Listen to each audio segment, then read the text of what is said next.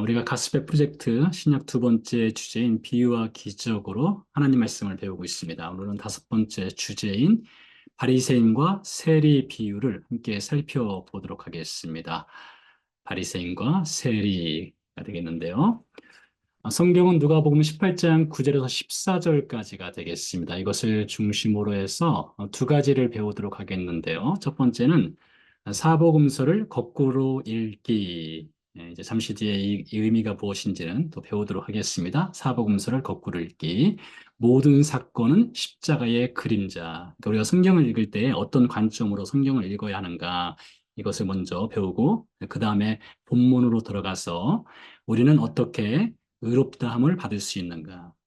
이것은, 이 주제는 우리가 예수 그리스도의 그 은혜 혹은 복음, 구원, 에 대해서 알아야 하는 지식이 있습니다. 근데 굉장히 중요한 것인데요. 우리가 어떻게 의롭다함을 받을 수 있는가. 그래서 우리의 구원과 직결되는 이슈가 되겠는데요. 오늘 말씀을 통해서 배워보도록 하겠습니다.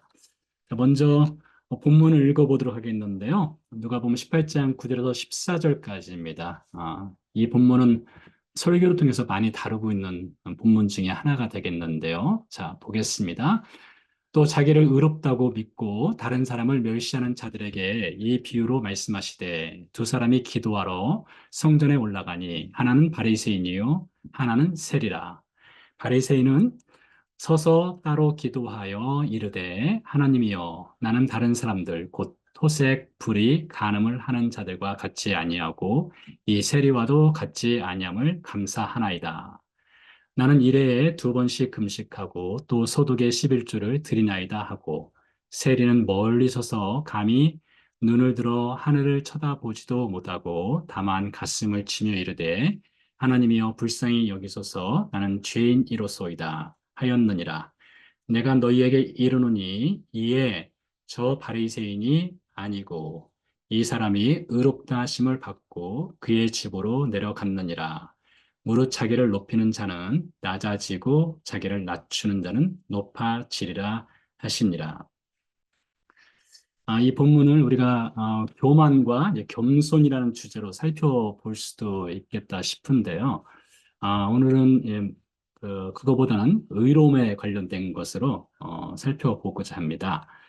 자, 먼저 말씀드린 대로 사복음서의 모든 사건을 십자가의 그림자 이야기로 읽어라 라는 것을 살펴보도록 하겠습니다. 우리가 의도적으로 그렇게 할 필요가 있습니다. 어떤 사건들을 볼 때에 이 사건 뒤에 담겨 있는 십자가 혹은 예수 그리스도의 의미를 좀 살펴볼 필요성이 있다는 것이죠. 자, 사복음서 하면은 마태, 마가, 누가, 요한 복음, 이 네 개의 복음서라고 할 수가 있겠죠. 이 네 개의 복음서는 전부 다 예수 그리스도에 관한 것입니다. 예수 그리스도의 탄생부터 해서 죽음, 부활, 승천까지를 다루고 있는 복음서가 되겠죠. 이 네 개의 복음서의 끝부분에 가면은 마태복음 27장, 마가복음 15장, 누가복음 23장, 요한복음 18장, 이 네 복음서의 끝부분에 가면은 십자가 사건이 있습니다. 예수님의 십자가 사건, 그리고 무덤 사건, 그리고 부활 사건이 있지요. 승천하신 사건까지. 마태복음 27, 마가복음 15장, 누가복음 23장, 요한복음 18장 이후에 있습니다. 이렇게만 본다면 전체적으로 볼 때에 사복음서의 끝부분에만 예수님의 십자가 사건이 있지 않을까 이렇게 생각할 수도 있겠다 싶은데요. 사실은 그렇지 않습니다. 사실은 마태복음부터 해서 요한복음까지 이 모든 복음서가 처음부터 마지막까지 예수님의 십자가 사건을 조금씩 점진적으로 보여주고 있습니다. 자, 예를 들어서 보면은 마태복음 1장에 보면 이런 말씀이 있죠. 아들을 낳으리니 이름을 예수라라 있습니다. 아들을 낳으리니 이름을 예수라라. 여러분, 예수란 뜻이 무엇이죠? 예수란 뜻은 구원자가 되겠죠. 어, 저희 백성의 죄를 저희의 죄를 구원하실 자, 저희를 죄로부터 구원하실 자라는 뜻이 있죠.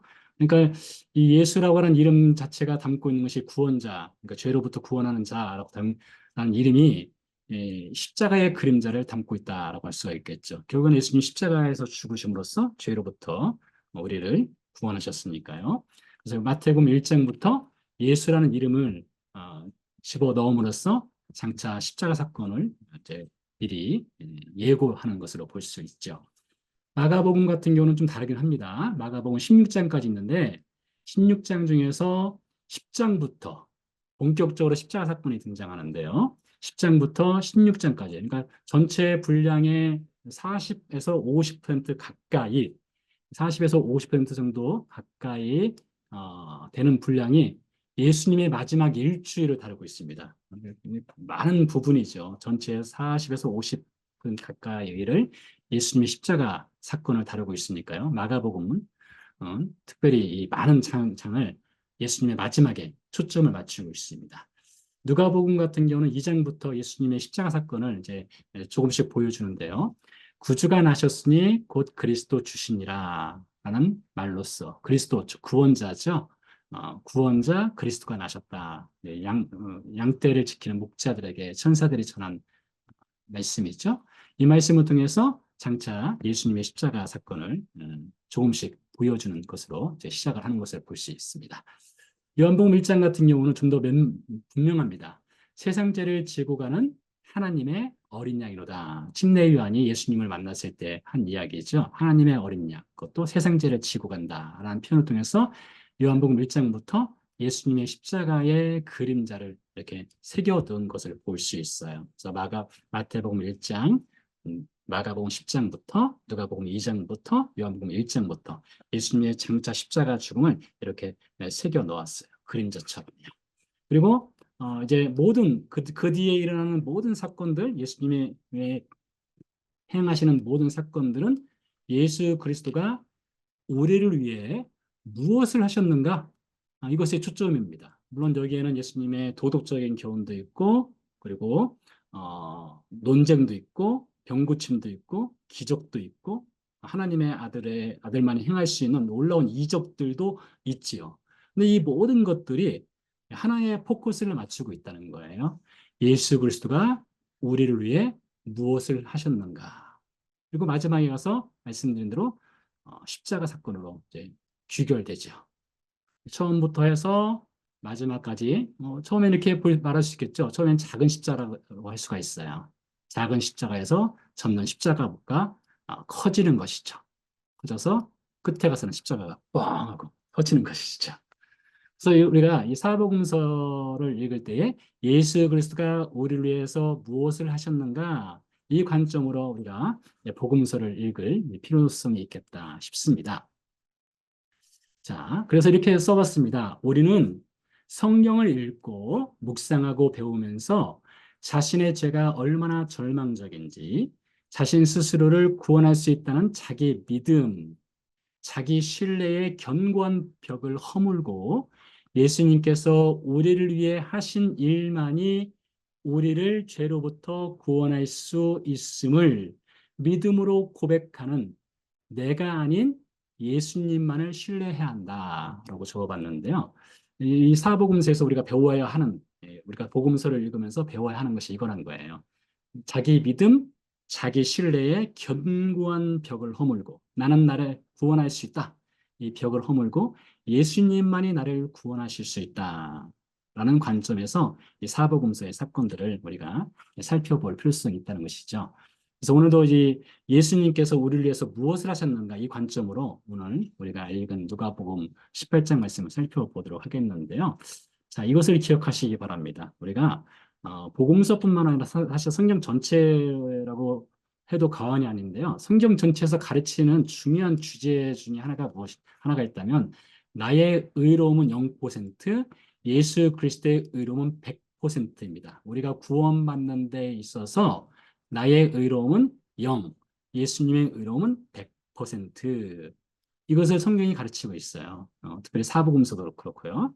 이것을 꼭 기억하시기 바랍니다. 나의 의로움은 0, 예수 그리스도의 의로움은 100%다. 예수님만이 우리를 구원할 수 있다. 이것을 기억하시고 이제 본문으로 들어가서 보도록 하겠는데요.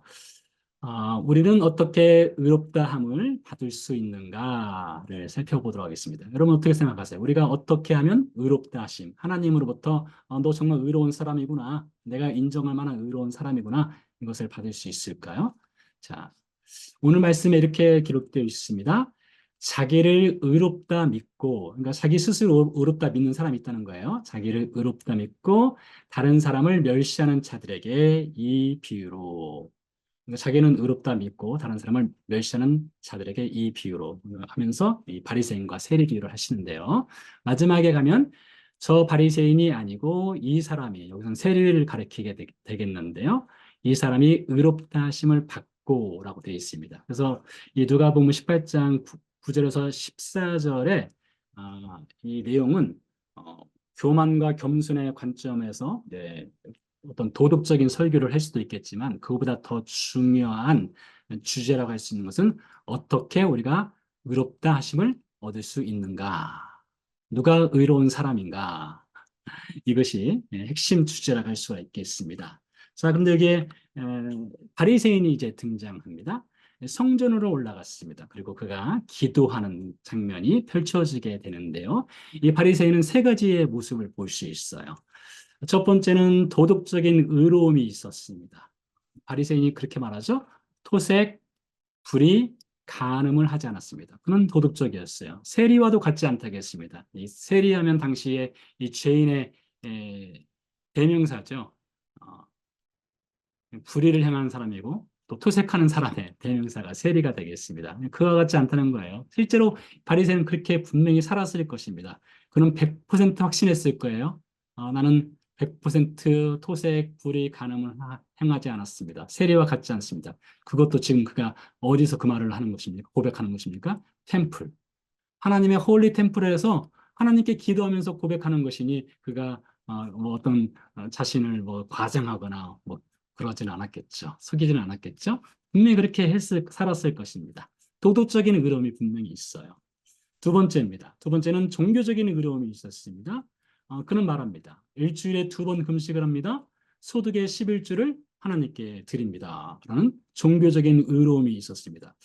이 바리새인들이 일주일에 2번 금식하는 것은 바리새인들이 어떤 경건 생활을 하기 위한 그들만의 어떤 규율이었어요. 성경에서 일주일에 2번 금식해라 이걸 가르치거나 명하지는 않았습니다. 그렇지만 당시 바리새인들은 일주일에 2번, 2차례 금식함으로써 경건 생활을 하였던 것이죠.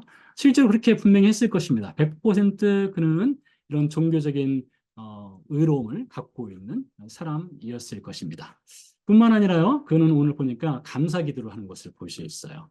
하나님이여 감사하나이다 라고 하죠. 여기 보면 11절에 하나님이여 시작해서 감사하나이다 라고 하는 것을 볼 수 있습니다. 그래서 하나님께 감사하는 내용이 무엇입니까? 도덕적으로, 종교적으로 의롭게 살 수 있도록 해주심을 또 감사하는 것을 볼 수 있어요. 그러니까 이 바리새인은요, 자기만의 단독적인 능력, 힘, 지혜로 이렇게 도덕적이거나 종교적인 의로움을 갖추었다? 그렇게 말하지 않습니다. 하나님이 분명히 도와줬다고 말을 하고 있어요.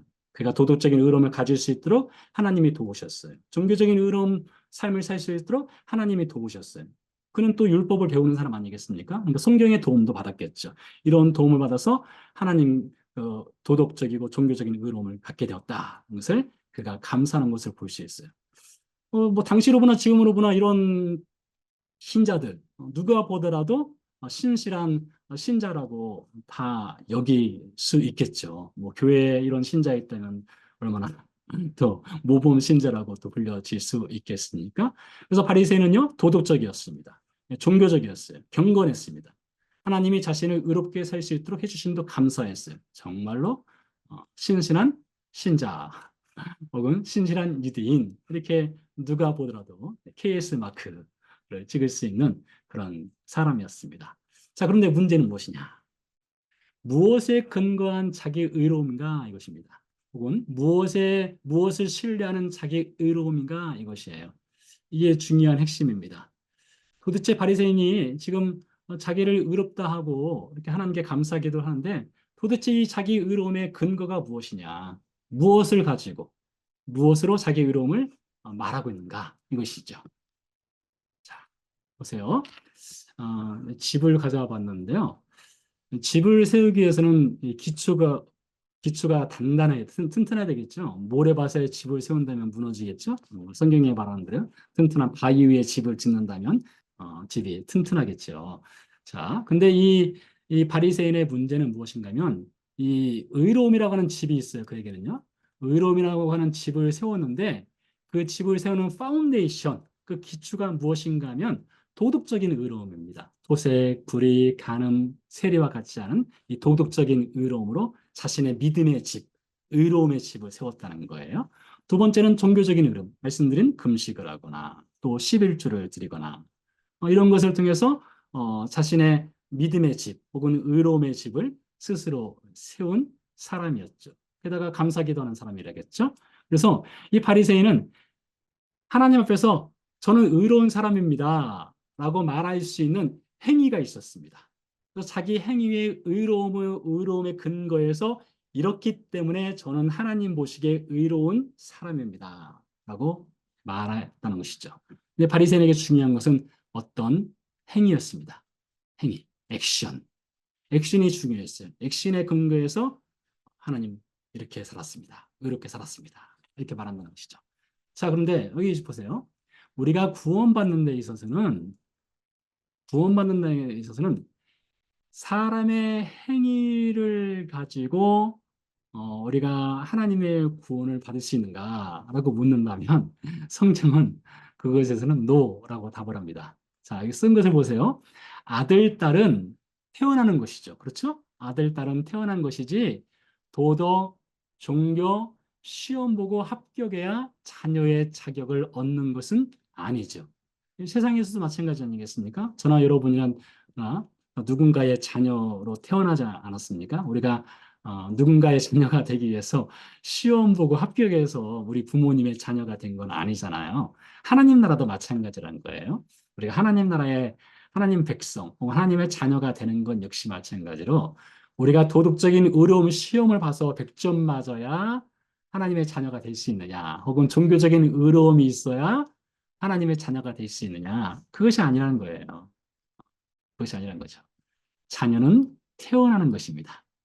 시험 보고 합격하는 것이 아니란 것입니다. 근데 이 바리새인의 오해는 그것이었어요. 하나님의 자녀가 되기 위해서는 도덕적인 의로움, 종교적인 의로움에 시험 보고 합격해서 하나님의 자녀가 될 수 있다. 이런 오해를 이 바리새인이 하고 있었던 것이죠. 그렇기 때문에 그는 자기의 행위의 의로움을 하나님 앞에 자랑했던 것이죠. 자, 그렇다면 성경이 가르치는 우리가 의롭다 하심을 얻는 방법은 무엇일까요? 우리가 세리가 한 일을 통해서 우리가 어떻게 의롭다 하심을 얻는지를 배울 수 있겠는데요. 세리가 이렇게 기도했습니다. 세리는 멀리 서서 감히 눈을 들어 하늘을 쳐다보지 못하고 다만 가슴을 치며 이르되 하나님이여 불쌍히 여기소서 나는 죄인이로소이다 하고 하나님께 기도하였습니다. 바리새인의 기도와 너무 다르죠. 이 세리의 기도는요, 자기 의로움, 아까 말씀드린 자기 의로움이 0%예요. 그는 자신의 죄인됨을 인정했습니다. 고백했어요. 그리고 그는 하나님의 의로움만이, 하나님만이 자신을, 하나님의 자녀, 하나님께서만이 자신을 의롭다 하실 수 있는 것을 인정을 했어요. 이게 우리가 의롭다 하심을 얻는 방법입니다. 이 세리의 기도를 기억하셔야 돼요. 하나님이여 불쌍히 여기소서 나는 죄인이로소이다. 나는 나를 구원할 수 없습니다. 하나님이 나를 불쌍히 여기셔서 나를 하나님께서 구원하시고 의롭다 해줄 수 있습니다. 이것이 진짜 되게 구원받은 신자의 진정한 고백이라고 할 수가 있지요. 때문에 예수님께서 이렇게 말씀하셨습니다. 저 바리새인이 아니고 스스로를 의롭다 하는 시험 받아서 합격하면 의로워질 줄 아는 저 바리새인이 아니고 이 사람이 즉 세리가 의롭다 하심을 받고 그의 집으로 내려갔느니라 이렇게 말씀하시는 것을 볼 수 있어요. 의롭다 하심을 받는 겁니다. 그렇죠? 의롭다 하심을 받는 것이지 스스로 얻거나 취득하는 것이 아니다. 것을 우리가 알 필요성이 있습니다. 자, 그렇다면 성경에서 이렇게 의롭다심을 받는다고 했으니까 의롭다심을 주시는 분이 계시지 않겠습니까? 의롭다심을 주시는 분이 누구냐? 그리스도예요. 즉 예수님이시죠. 그리스도만이 우리의 의로움이 되십니다. 그리스도만이 우리의 의로움이 되셔요. 자, 몇 가지 성경 구절을 찾아보도록 하죠. 하나님이 죄를 알지도 못하신 이를, 틀렸네요. 이를, 우리를 대신하여, 지난 시간에 설교 때, 지난주 설교 때, 이 대신한 표현이 얼마나 중요한지 말씀드렸는데요. 우리를 대신하여 죄로 삼으신 것은 우리로 하여금 그 안에서 하나님의 의가 되게 하려 하심이라 했습니다. 그러니까 죄를 알지 못하시는 예수님이 행하시는 일이 우리를 의롭게 하시는 거예요. 우리가 행한 일이 우리를 의롭게 하는 것이 아니라 죄를 알지 못하시는 예수님이 우리를 위해서 행하신 일이 우리를 의롭게 하신다라고 고린도서 5장 21절에 이야기하고 있고요. 로마서 3장에서도 분명히 가르치고 있지요.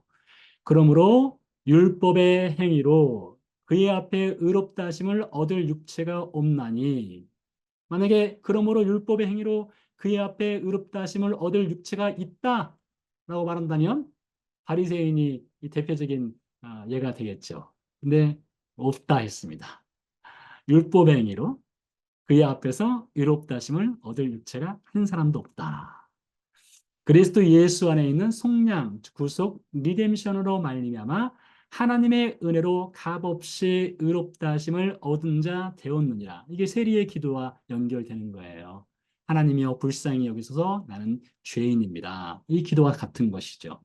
그래서 그리스도 예수만이 우리를 의롭다 하실 수 있는 유일하신 분이라는 겁니다. 그리스도 예수만이 우리를 의롭다 하실 수 있는 분이다. 로마서 3장에서 이야기하고 있고요. 자, 한 구절 더 찾아보면 빌립보서 3장 9절에서도 바울이 이렇게 말을 하고 있습니다.